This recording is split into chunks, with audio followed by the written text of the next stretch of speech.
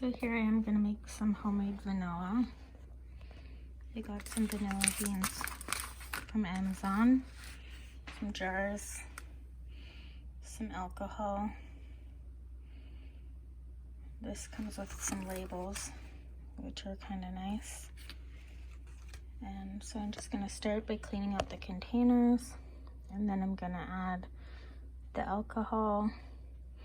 And each website's a little bit different for how much vanilla to add, but it says to slice each bean and split in half to fit in, and to put 3 halves in each one.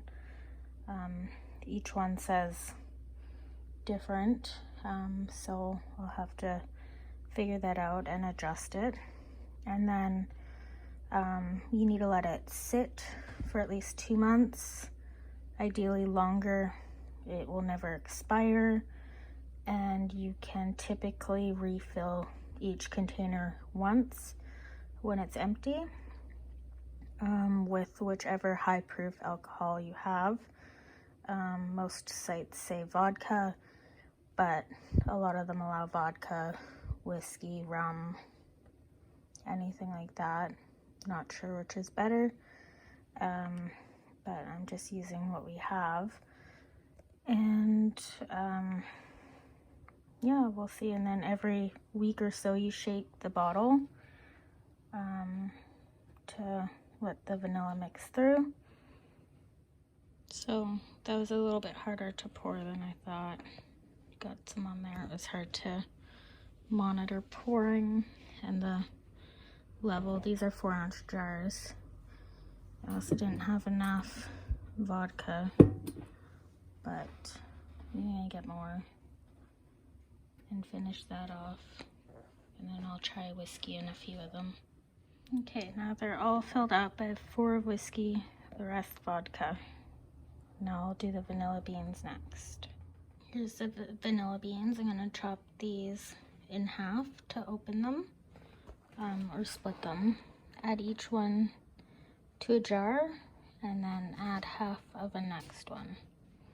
So I have 24 beans cut in half and split, and that helps the vanilla bean extract get into the vanilla, into the alcohol mix there, to turn it into vanilla.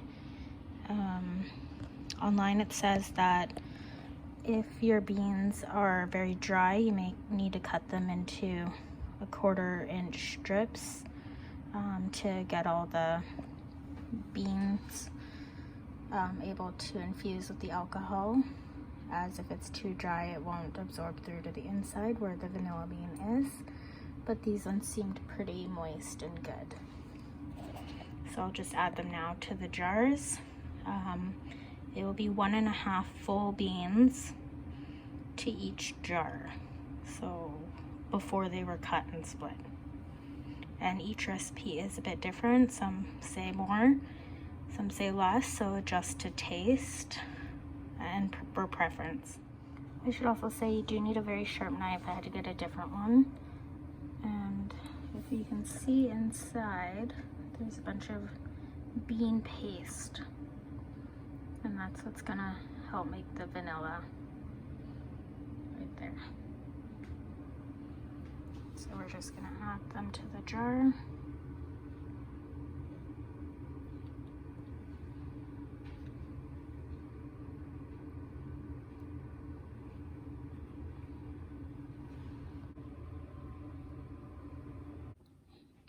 Take note not to overfill them, as when you add the beans it kind of overfilled a bit in a few, and it's pretty mucky. Okay, so here's the aftermath. A little bit more alcohol and beans left. And here's all the ones in the jars.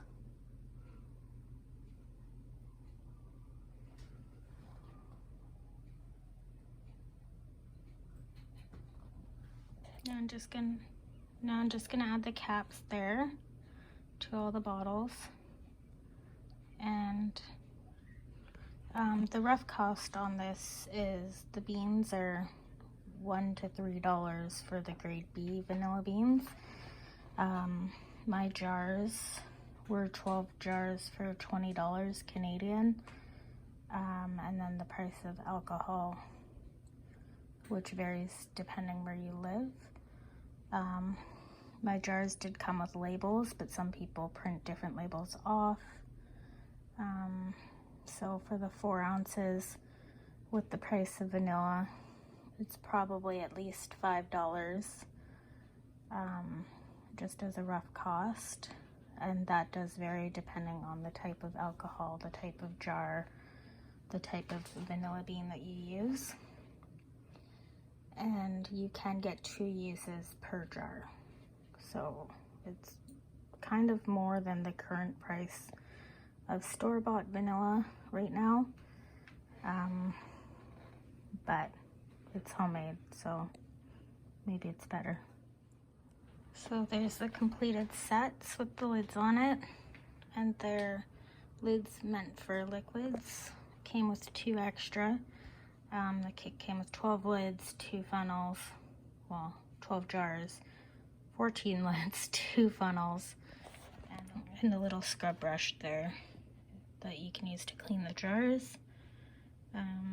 And then I made a little bit extra here, just with the leftover beans. I still have some extra beans in here if I wanted to adjust to taste, and I'll research a few other recipes to see how many beans they added fully.